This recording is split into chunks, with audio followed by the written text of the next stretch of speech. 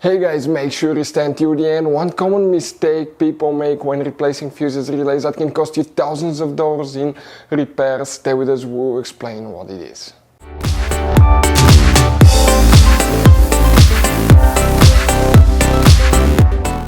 Hey guys, welcome back to Auto Repair guys. Thank you guys for watching and subscribing to the channel. Today will be super helpful video to any of you guys having a Mercedes E-Class. We're talking about that generation right here from year 2010 to year 2016. If you need to find where the transmission relay is located, which relay you need to check, where you can guys buy cheap parts, tools, fuses, relays at a good price, quick shipping, that way do not waste money and time.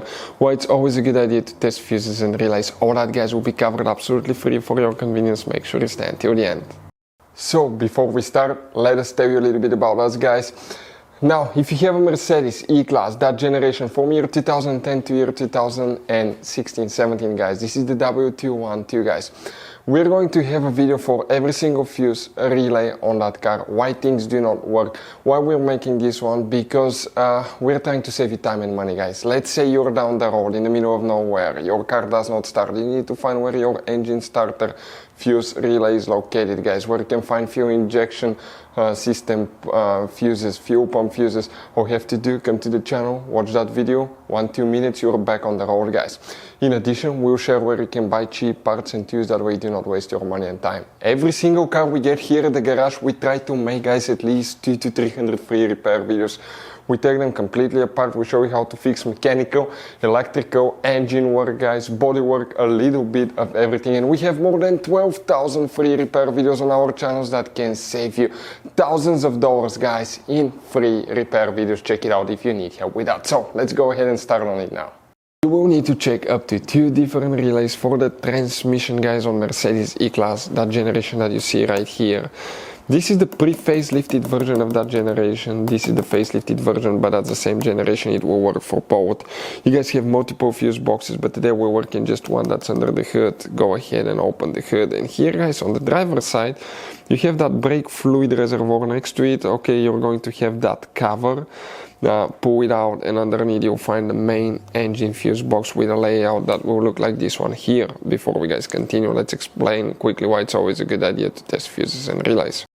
So it is super important guys to always test fuses and relays, and something else as well, common mistakes people make. Sometimes you may think that a fuse is good, or you cannot actually see if the fuse is clearly burned, and in that case guys you may put the fuse back together and you may end up spending money and time on parts you don't need, and all we had to do is just test the fuse. So we'll put a link in the description of the video below how to test the fuse. It takes only a few seconds to find out for sure if it's good or bad.